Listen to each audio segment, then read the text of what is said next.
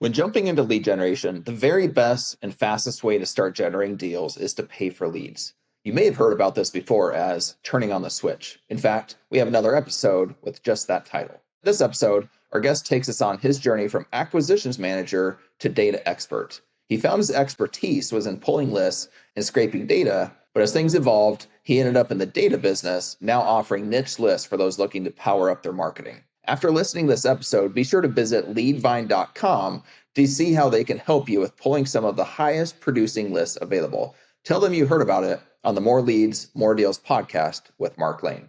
Be sure to grab yourself a copy of my book, More Leads, More Deals, More Profits, and I'd really appreciate it if you'd leave a positive review from this episode.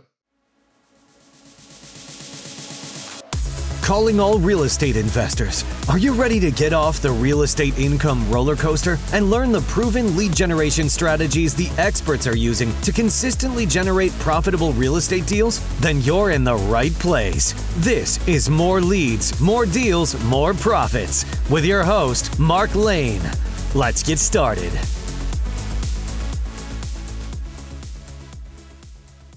If you've listened to the show anytime at all, you probably now understood the importance of niche lists, data, and how important that is in a real estate business. In fact, when it comes to lead generation, which this show is all about, it's kind of everything. So we really can't do our marketing if we don't know who we're marketing to and we don't have those niche lists of people that are motivated sellers. So in this show, I'm super excited to bring on Cody from Leadvine.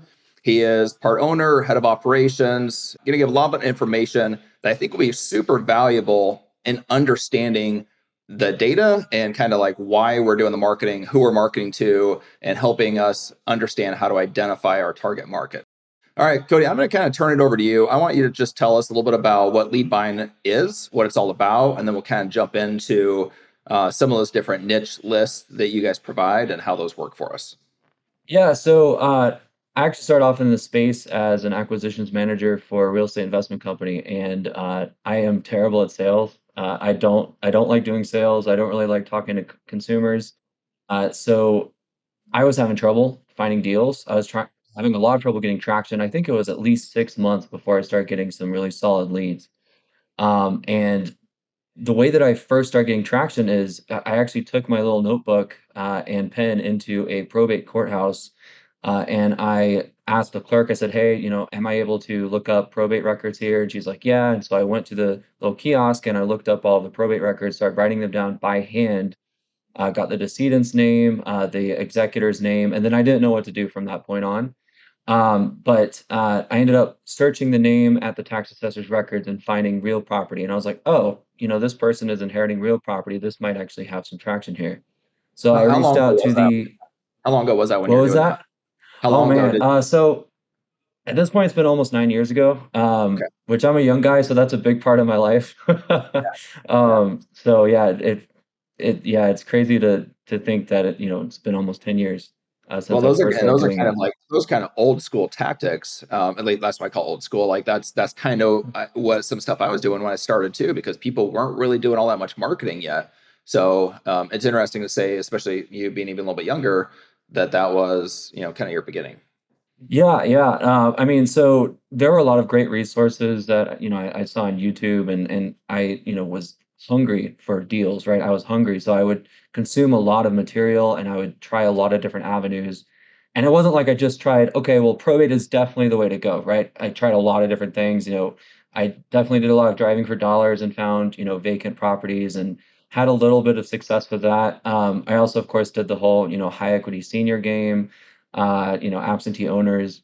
And what I found with those lists is that every once in a while you would run into someone who might be motivated, but it took a lot of work to get there.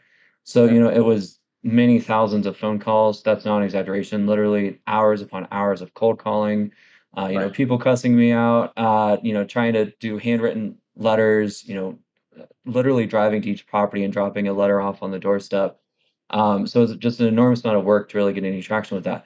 Probate, though, was a game changer. So when I started doing probate, what I found was, especially if the executor was out of state or didn't live near the property, they pretty much always had some level of motivation to sell.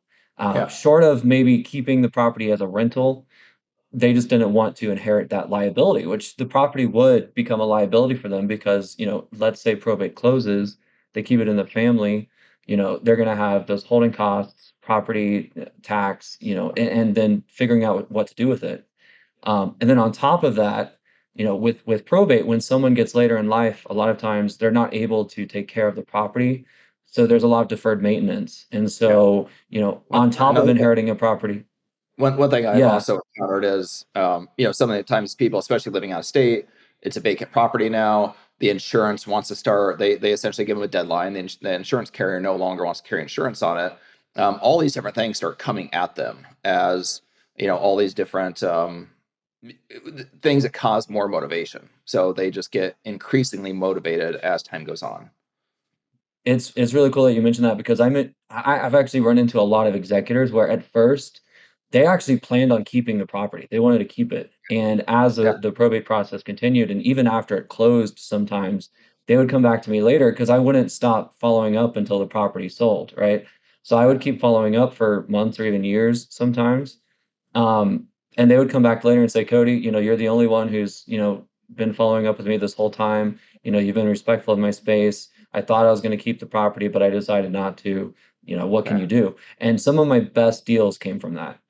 Um, you know, when you're inheriting a property, it sounds exciting, especially at first, but reality does sink in over time. Yeah. And, Yeah. and so that's why the follow-up game is so incredibly crucial with any lead source, but especially probate. Yeah, I think it's inheriting a property, if it's paid off free and clear, if it's in immaculate condition, if it's in your area, all those, yeah, of course, at that point, it's a great inheritance. You sell it or whatever you want to do, but for the majority of these houses, it is not necessarily a blessing. If anything, it's like I deal with them all the time, and people are usually viewing it as, oh, like I wish they would have had this all taken care of beforehand. It's what story we get all the time. And the other thing too is if there is deferred maintenance, especially if there's a problem with the roof or the furnace or there's a foundation issue, the longer they wait, a lot of times the bigger the liability. So if they Yeah, don't sell it quickly, it can actually impact their inheritance where they actually get less if they wait. yeah, And absolutely. that's a huge thing too. It becomes a ticking, it's almost like an hourglass where the sand is just falling out of the top, and the top is their inheritance, and the bottom is what they lose. Yeah, And it literally gets to the point where, if they don't sell right away, they could lose thousands, tens of thousands, or more of equity, and that's a meaningful difference to a lot of people's, lives and net worth for sure. yeah, yeah. We've Yeah. encountered many situations where the seller decides to fix it up. They do different things, right? They decide to fix it up. They decide fix up and list it. They decide to rent it. All these different things, and we've had it numerous times where we end up having that conversation with them a year or two later, and they're like, "Oh, I wish so bad I would have just sold it right up front to avoid all the headaches." All the time, happens all the time. Okay, so you started figuring out probate was a great niche. What happened next? To circle back, I was terrible at sales. Even talking on a podcast, for example, it's outside of my comfort zone. I like to be kind of behind the scenes. I'm a self-described tinkerer. So, I really like, making sure the data is, in good format, making sure that we're getting good leads, getting good sources. I like to do a lot of research. So, for me, that was really my strong suit. I was really good at research. I was really good at putting logic together. Where I'm like, okay, well, these factors together increase the likelihood of someone wanting to work with me. And so I crafted data lists based off of that. And so it was really just me trying to avoid sales, you know, Yeah, at first. And then I finally was like, all right, Cody, you got to call this data. Stop being, stop being scared. You got to just do it. You got to call the data. You got to mail it. Finally got myself to start doing it, and as soon as I did, it was just night and day difference. It was completely different from what I was used to. Most of the phone calls I had were very positive. And not everybody wanted to work with me, but a larger percentage of them did. And I got my first probate deal in Milwaukee, Oregon. It was 14951 Marion Street. I still remember my first deal because it was such a big deal. It seems like I was never going to close a deal, right? yeah, Like if you knew what was going on in my psyche, it felt insurmountable. It was like this ethereal, almost mystical, goal that I had that felt out of reach, and all of a sudden, I could see it working. I could see the light at the end of the tunnel. Right. Um, and I closed that first deal, and I believed in myself, right? All of a sudden, I was like, "Oh, this works." Yeah. Um, so, started closing some more probate deals. I ended up getting a big one that was 80K wholesale fee, which was Nice. awesome because I was in Portland, Oregon. So there is, a lot confirmation process in Portland where it's a lot easier to partition a lot. And essentially you get two lots for the price of one, which in Portland is a big deal, right? Land is very expensive in Portland.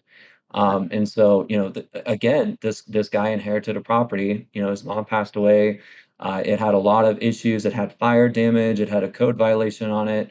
Actually, several code violations. And then those code violations, which interestingly, a lot of people don't know this, code violations, if you leave them unremedied, will actually accrue fees, right? The city will actually place fees on your property, and it can even get to the point where they place a lien on your property Yeah, for if sure. you don't get it remedied, and it can actually get worse over time. So there are some that are really considered severe code violations. And Yeah. for every day you don't have it remedied, it might be 50, $100 per day, right? Yeah. So multiply that by a few months, and you're looking at thousands of dollars in mounting code violation fees. Right. And that was what happened with this property. The guy needed to sell super fast. We put together a deal that made a lot of sense for him, and we netted 80K from it. So, Mhm. um, It's hard to not have belief when you have an $80,000 deal. Yeah, you suddenly believe a lot, right? yeah, yeah, yeah. Okay. So I would say with probate too. And I've worked with a lot of people who do really well in the probate space, and they're kind of differing opinions on how to approach probate. Yeah. I personally like to be very forthright and straightforward and then provide as much value as I can. That's Yeah. that's that's that's that's the way I like to do it. That's the way that's worked well for me. But there are lots of ways you can do it. It does not need to be that way. So for me, when I reach out to the executor, I position myself as an expert in that space. I say, hey, my name is Cody. I'm local here in Portland. I work with families in probate a lot, particularly with real property. I know you might be keeping it in the family, you might be moving into the property, you might be keeping it as a rental, or you might be selling the property. So whatever you decide to do, I would love to give you advice on, what I would tell my mother, if she were in this position and she had a property. And then I just walk them through each one, right? If they keep it, these are what the property taxes are.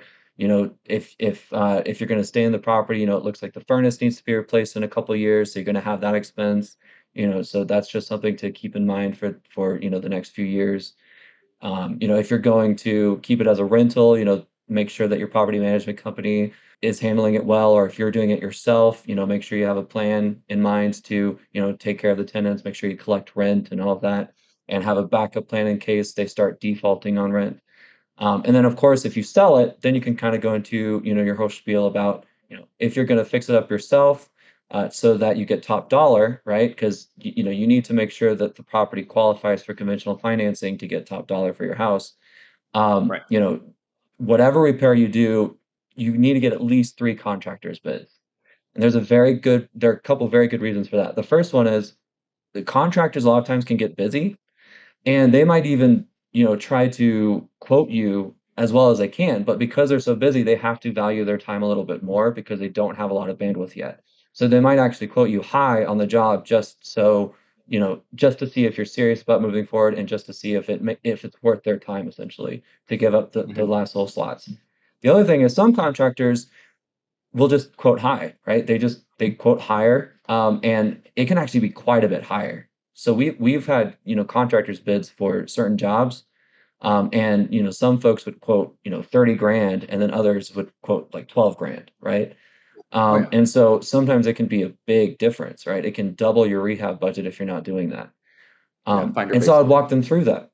Yeah, they would be like, "Oh, well, I didn't think of that, and I didn't think how, contractors might, bid that differently." I figured there might be some difference, but, it's huge sometimes. Yeah. And that again can make a meaningful difference in their inheritance. Okay. 30 grand versus 12 grand, that's 18 grand that they're not putting in their pocket, right? And then of course I talk about selling as is to someone like me. And, if they do end up going with someone, else that offers higher, just, check the contract, make sure there's earnest money that's going to be put down, make sure there's an expiration date for the contract, and make sure you have a contingency plan in case they can't move forward. And then just alerting them because there are people who mean well, who make a cash offer on a house, and then they realize they locked it up for too high, and then they wait too long, and then they come back a week before closing, and they say, "Oh my gosh, we got to be 50 grand lower than what we have it locked up for." Yeah. And then you either have to accept a crazy lower offer, which you didn't want to do in the first place, or you cancel and have to start from scratch essentially. So, Okay. um, And when you yeah. were when you were doing probates, do you recall have what your ratio was as far as the amount of people that you met with and talked to versus the amount of deals that you did? Do you recall what your ratio was? Yeah, so I started in Central Oregon, and there were only maybe a few hundred probates per year in that area that owned real property. It wasn't until I branched into some other markets where I really started getting traction. I Okay. eventually did do some deals in Central Oregon. It's kind of a really niche market, a lot of newer real estate. So that's another thing. Sometimes if you're not getting traction, maybe try some adjacent counties that are, somewhere that you're willing to drive to, because it can Mhm. make all the difference in the world. Okay. So Lane County is adjacent to Central Oregon, and I was probably closing. I could probably, and I didn't have a lot of exit strategies either. I was pretty much just doing wholesaling or wholetailing. I wasn't Yeah. really doing anything else at the time. So I was probably closing maybe two and 100 probate leads, which is really good. That's really good considering that it's only 100 leads, right? And Yeah. that's also with me not being the best sales guy, right? My sales processes had a lot of room for improvement. I was newer to the space, so with When you were me, doing those 100, let's kind of stick on this for a second. When you were doing those 100, were you doing direct mail and just allowing them to call you, or were you doing direct mail and then calling cold calling, or were you just doing cold calling? Like how was your I out? What was was your doing yeah, I was doing both. I was doing direct mail, cold calling. So I used just a mail house to mail kind of so it was just professional typed letters.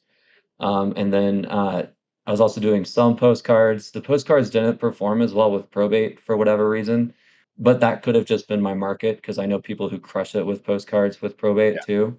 yeah Um, so what I did and what I noticed is that I split test everything. The first thing is determining a good mail house is important, right? And not all mail houses are the same. So there's a way that you can actually test mail houses that's really crucial for having an effective marketing campaign. So one thing that you would do is for your first mailing campaign, have a bunch of your friends or family members, or if you own real rental properties, or if you have any mailing addresses that you can check yourself and know 100% sure that it's mailable, get a list of your relatives, mail all of your relatives and say, hey, I just sent out a mailing. Can you let me know when you get the letter? And then just toss it when you get it. And a lot of them will say, yeah, okay. And then you can actually test that, right, for as many properties as you can. And you can actually know definitively if all of the mail pieces that, you sent out were getting mailed, and then also how long it took, right? So you can actually check and double check the mail house before you commit to a big mailing campaign to determine whether or not there's a likelihood that they're going to do a good job. Because okay. we've used mail houses where they actually weren't mailing a lot of the properties that they said they were. Mm. And they also the timelines were completely off. So they're like, "Oh, we'll deliver it by Wednesday," and it didn't show up for maybe a week or two. And I haven't tested that, but one thing I have noticed, a mail house that we used to work with in the past, I'd always require the seed mailings, right? So I'd always get that postcard or letter in my mailbox. And with this specific mail house, those postcards would be destroyed. I mean, we're talking like big old wheel marks, blurred ink. I mean, to where I would get this piece of mail, and I'm like, this looks terrible. There's no way I would call this company if this is the mail piece I got. And their explanation was always, well, it's like that we just can't do anything. It's USPS. It's like they always had an excuse. And I'm always like, well, all these other postcards I'm getting in my mailbox don't have this on it, so it's got to be a you issue. And so I switched mail houses, haven't really had that issue since. Yeah, that's a good point, for sure. So you can also test the quality of the mail pieces with that strategy Yeah, as well. So, right. but yeah, if once you find a mail house that you trust the quality of the mailings, and then also trust the timelines, then I would split test different mail pieces. So for me, I did try postcards that talked about probate. They didn't perform well for me in my market at the time, but the ones that did perform well were the hand addressed envelopes with professional typed letters. So those performed exceptionally well for probate for me. Okay. Um, but again, I mean, different areas perform differently. So that's why split testing is crucial. I mean, it's just, and what I mean by split testing is, you do a batch of one type of mailing to a data source, right? And then you do a separate type of mail piece for that same data source and see which one performs better over time. Right. Um, and so, and that can work beyond just mailing, right? Pretty much every strategy, Yeah. you should split test and just see, different templates with your text messages if you're doing texting, different cold call scripts, different approaches. So, for example, with probate, I would position myself as an expert in that space, right? I would say I work with families in probate all the time. However, a lot of people don't do well with that approach at all, and they actually do much better if they just say, "Hey, I've been trying to get in touch with the decedent, but they act like they don't know about the probate or whatever. They say, "Hey, I've been trying to get in touch with Bob about their property. Do you know anything about their property? If they're interested in an offer, I know it needs some repairs or whatever."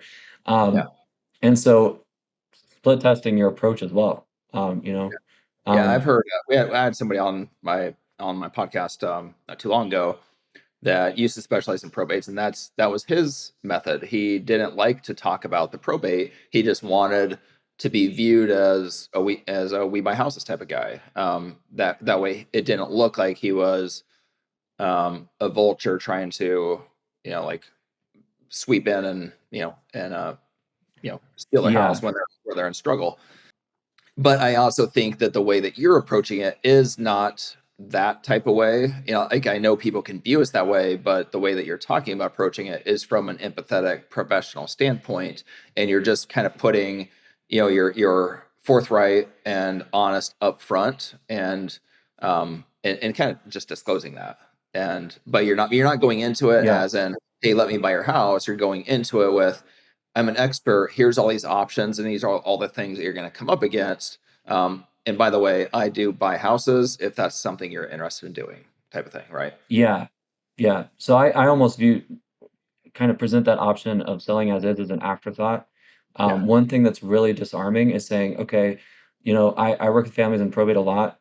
Are you planning on keeping the house in the family? I assume they're going to keep the house. And if they do that, then I start off with the strategies of that of basically just that of keeping it in the family, whether they're moving into it or keeping it as a rental, and that's so disarming because they're used to being hounded by cold callers from mass marketing companies that are saying do you want to sell your house for cash essentially, or we buy houses for cash, are you interested, blah blah blah blah blah, but coming at it from trying to provide value regardless of their decision is everything, and they can read that energy. It's yeah, oh very yeah, hard to imitate true empathy and actually wanting to help people. Because if you don't actually feel that in your core, I would actually not do this strategy at all. If you can't yeah, get to that mental space where you actually don't care if they work with you yeah, and you actually, then I would actually try the other approach. I would definitely say, hey, I've been trying to get in touch with so and so about their property, blah blah blah blah blah. But if you can get in that headspace, people read it and they will trust you like nobody's business yeah, because they know that you're not just trying to get a sale. And that's the thing too. I even said, hey, if you get an offer higher than mine, then there's a decent chance that maybe that is a better option for you. yeah, But these are just things to look out for in the contract. Make sure they're willing to put earnest money down, and they start thinking they're like, okay, well maybe this person is offering a higher offer than me, but I trust Cody, right? I trust Cody that he's not going to screw me over, and so they might even accept a lower offer just because they know you're not going to screw them over, right? yeah, yeah. Um, Okay. Cody, and let's jump into we're our time's winding down, so I just want to make sure we cover what you do. So, how long were you doing real estate investing before you jumped into getting into more of the data and list business? yeah, so I was in real estate investing for about 6 years before transitioning to data. Okay. Um, yeah, so And I've how closed that hundreds of deals. What was that? how did that transition happen? It really boils down to I didn't really like the B2C sales side of it. I just am not a sales guy. I'm very much behind the scenes. And so I got a lot more satisfaction and fulfillment out of helping other people close deals. Okay. So that's how I got into data. So I was like, hey, if I can do this in my market, can I do it in other markets? Started doing it in other markets and then, scaled it up to nationwide level. And we have a great team. I'm lucky to work with the people I do. Um, and so we have a really robust system built out basically to get people in front of the people that are most likely to sell. hmm Okay, great. Well, so So tell us a little bit about what different types of niches you guys offer. Yeah, so of course we do probate. We also do pre-inheritance. So pre-inheritance is going to be, when someone passes away and they have real property, we get that by basically looking through obituaries, death affidavits, notices from funeral home postings, and then we scrub those records to make sure there's real property owned, which is huge, so that you're not bothering a bunch of people that don't own real property. And it's interesting. A lot of people think, oh, well, isn't that just pre-probate? Yes and no. Some of those people will eventually be in probate for sure, but there's actually a pretty decent percentage of those leads that won't ever go to probate in terms of the property. So they'll have probate shortcut set up and provision set up with their will, where a lot of times the property will actually change hands before it ever goes to probate. So there is going to be opportunity in pre-inheritance that you don't get from probate. Okay. And vice versa. Not everybody who's in probate posted a notice of death as well. So there are opportunities in both. Okay. We also do soon to be divorcees. So essentially, when a petitioner files for divorce and serves the papers to the respondent and then files that at the courthouse, that's what we collect. So right when the petition's filed, we get that data. We scrub that for real property as well to make sure that there's a property owned by the parties involved in the divorce. And then we get their updated contact information. Divorce is interesting.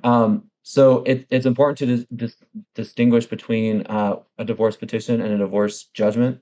So divorce judgment is at the tail end of the divorce. It basically means the divorce is being finalized, and it's a summary of the court's decisions on the divorce at the end of the process. So by then, a decision with the property has usually already been made. Whereas if you get into the process right at the beginning, which is when the petition is filed, then a lot of times the petitioner and the respondent are in a negotiation phase and they're trying to figure out what to do with the property. So it's Okay. much more useful to get in early on for divorce. Okay. We also do pre-foreclosure. So it depends on if the state's judicial foreclosure or non-judicial. If it's judicial, then we get the foreclosure initiating documents at the civil courthouse right when they're filed. Usually there's going to be at least a window of 30 days before an auction is set, but sometimes it can be longer. It can definitely, be 90 days or longer. Um, those properties do tend to sell fast because once a lender has gone through the trouble of filing for foreclosure, it seldom gets canceled, right? I mean, it does happen, but it usually does foreclose or the property sells before that. So in non-judicial foreclosure states, we're usually getting notice of defaults and list pendants. Um, and that's just because it's just a different way of the lender has to do basically a notice of the foreclosure. So it's just a Mhm. different process for non-judicial foreclosure states. Okay. And then we also do tax delinquent data. So the tax delinquent data, we have an entire tax team that goes into each property profile. We get the updated delinquent amounts and then the length of delinquency, which is huge. Because if you've ever done a marketing campaign to a tax delinquent file, not knowing how much is owed is kind of an issue. And then also not knowing how long they've been delinquent for is also a big deal. Because in a lot Mm-hmm. of states, it's multiple years before a property will be foreclosed on due to taxes. hmm So being able to get in front of the people who are not only the most delinquent, but then also have just a limited time frame to get that remedied is huge. It just completely revolutionizes your marketing campaign for tax delinquencies. Right. So, Okay. Yeah. So I mean, these yeah. are five different types of niches. So in my book, more leads, more deals, more profits. One thing I talk about is mastering the niches. I know that we have people on this podcast that where they're spending tens up to 100,000 plus per month on marketing, and most people when they start off they just don't have the ability to do that, right? It takes a little while to where you get a significant marketing budget built up. But when you're starting with these small niche lists, I mean, you can get those for like a very small fee, and then you're marketing to very motivated sellers. So I feel like you fit very well with my kind of my philosophy, and my instruction to people is start with the niches, because that's, I mean, that's where the gold is, and you don't have to have a huge marketing budget to do that. Yeah, and one way that I like to look at it too, you're absolutely right, is cheap data is the most expensive data. Because if you think about it from this lens, let's say you Yeah. get an absentee list for $100 or whatever, right? And it's many thousands of records. If you mail even postcards, which usually are around, 50 to 80 cents, depending on, how many you do, multiply that by 10,000, that's 5 to 8 grand for one mailing, right? And generally, you're going to need to mail multiple times to get a lot of traction. So multiply that by however many mailings, and you're literally spending, 20, 30, 40 grand or more per quarter on mailing a basic, absentee list campaign. Yeah. So if you take it from that perspective, you not only can spend a small fee for a probate list, but your results can be tenfold or even greater, and you're Yeah. spending considerably less per mailing because mailing 100 properties is a lot more manageable than several thousand. Yeah. Um, If somebody's coming so to you, let's say they've never done any marketing before, they're a relatively new investor, they're who you were when you started, what would you advise them to do? I would go to the tax assessors and ask if they can get basically delinquent properties. So that's the first thing. If they have any trouble doing that, then we might be able to help. Or a company that does tax lien data might be able to help.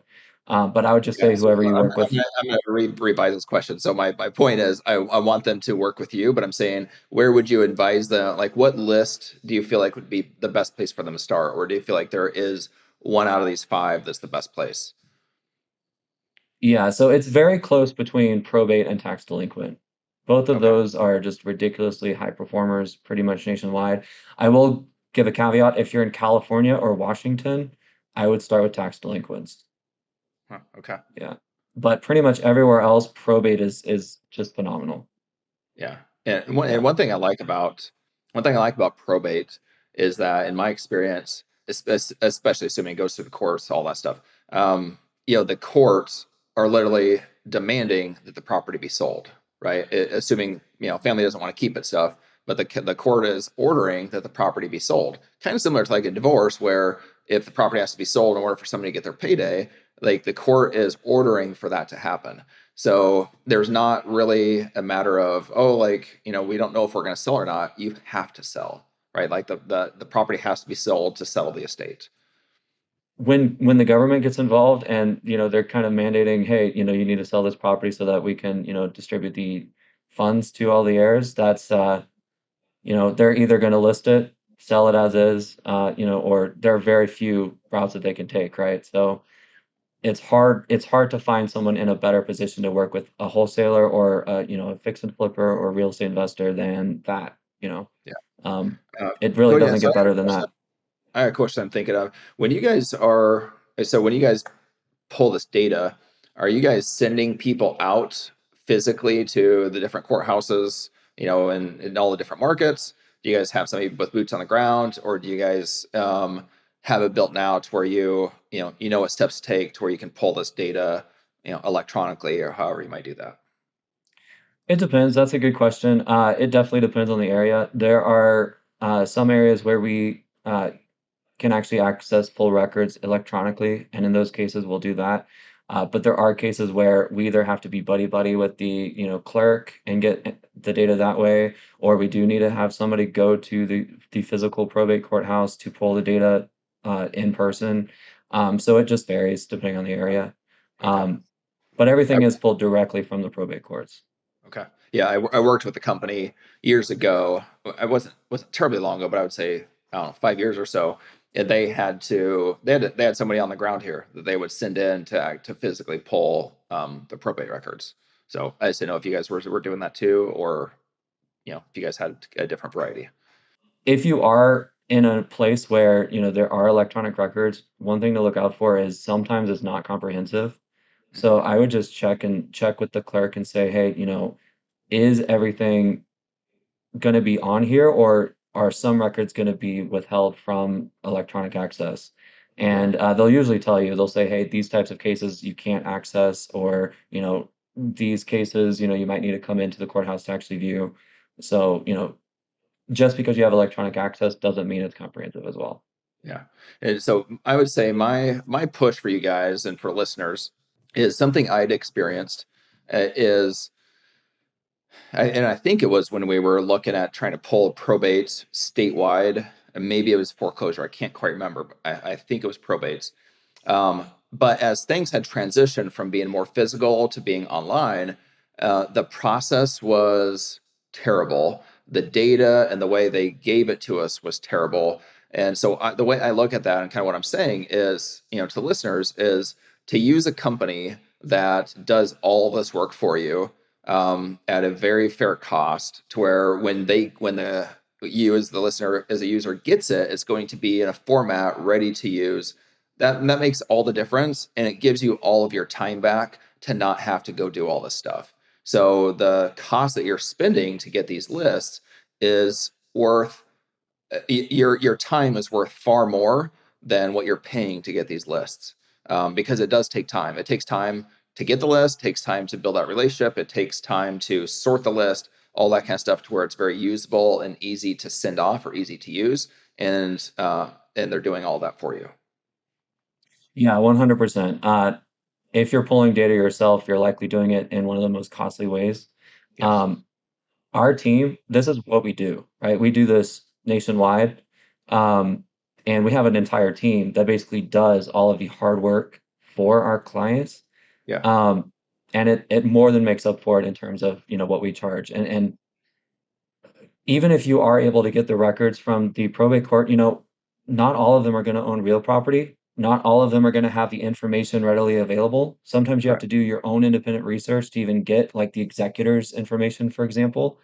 And so, it's beyond just getting the data in raw format. Then the Yeah. other thing too is if you're in multiple counties, the county's format can change from county to county. So you might have to transpose the data that you get from one county to match another one in order for it to work with your CRM or your cold calling campaign or whatever you're doing. So it's just an enormous amount of work, even on a local level. And then on top of that, court systems and case records and microfilms and all of that change format from time to time as well. Yeah. So, let's say you have someone on your team that's doing it, or you're doing it yourself, and you have this whole process, and you're like, okay, I've got this down. And then all of a sudden they change everything. And that actually happens quite a bit. Uh, Now all of a sudden you got to rebuild that process. And, it would be a lot more prudent with your time to outsource that in most cases. This is where the book Who Not How comes into play. You hire Yeah, the expert, you don't try to be the expert, right? exactly. Yeah, I'll give you a funny story. So years ago, I mean, we're talking many years ago when I started. I knew that I wanted to do probate, and I had tried going down. I tried going downtown to get the records, couldn't get them. It was just confusing. And so the way that I approached it was, of course, at that time it was the newspaper, so they had all the probates along with any other legal listings shown in the legal section. And so I would just pull those and I'd mail every single one. I had no idea if they had real property or not. So I'd mail the attorney, I'd mail the executor, and we still got deals out of it. But my point is that it was very archaic. There was no proof they even had real property involved. So there was a lot of people I was sending to. I was wasting mail. I was wasting time. Whereas you guys have kind of already extracted all that information. You know that we know without question there's real property involved, and we know that our essentially our marketing dollars are not being wasted. So I think, to me, that's extremely valuable. Yeah, absolutely. Property ownership rates among probates is around 60 to 70%, depending on the market. There are some markets that are considerably less as well, and then some markets that are a bit higher, but that's kind of the national average. For Yeah. divorces, it's even lower. It's probably closer to 30 to 40%. And so it just paints a picture of, yeah, if you're not checking for real estate ownership with any measure of accuracy, then you are going to be wasting a lot of your marketing dollars, And it's not just, okay, well, it's 30 to 40% that I'm eating that cost, right? Think about it this way, as you continue, you're getting more and more leads, and you might be removing some of the valid leads from your list as they sell, but you keep the ones that are invalid on your list. So it might actually end up being, more than 30 to 40% of your mailing cost that is just completely unnecessary that you don't need to spend. And it adds up over time. Again, multiple mailings is, typically what you need to do to get traction with a lot of these families. And so again, every issue you have, you really got to multiply that by 10, 15 times, right? Because Yeah. realistically, you should be mailing every lead that many times at least to Yeah. get traction. Yeah. So So yeah. much good information in this call. And I think it can be boiled down to, one, operating in niche lists. That's what you guys specialize in. There's been a lot of good, valuable talk on marketing, and there's a lot about using an expert, right? Like yourself. So how can listeners get in touch with you, or find, or how can they potentially work with you? Yeah, so the easiest way is to just email me at cody@leadvine.com. So it's cody@leadvine.com. Or visit our website, leadvine.com. So it's lead, like leads and deals, lead, and then vine, VINE. Okay. Well, Cody, I sure appreciate you being on the show. I've got a full page of notes, so I appreciate it for myself and my business, and I'm sure that the listeners are going to get a ton of value out of it as well. So thank you so much for being on. Awesome. Thanks, Mark. You're welcome. All right. So, guys, if you haven't already, grab your copy of my book, More Leads, More Deals, More Profits. You can find it on Amazon. And also, if you would, be sure to rate and subscribe to the show. That's going to help us get up to the top, make sure that we're getting this out to lots of people. That we've had so many good guests on, and we're looking forward to bringing more people on. And we need your help with getting out there. So, thank you so much for listening. I'll talk to you soon. This episode is over, but we're not done here. For tons more actionable advice, be sure to subscribe to the podcast so you never miss an episode. Ready to get help from Mark directly? Visit marklaneeducation.com to schedule a consultation and kickstart your lead generation strategies right away. We'll see you next time on More Leads, More Deals, More Profits with Mark Lane.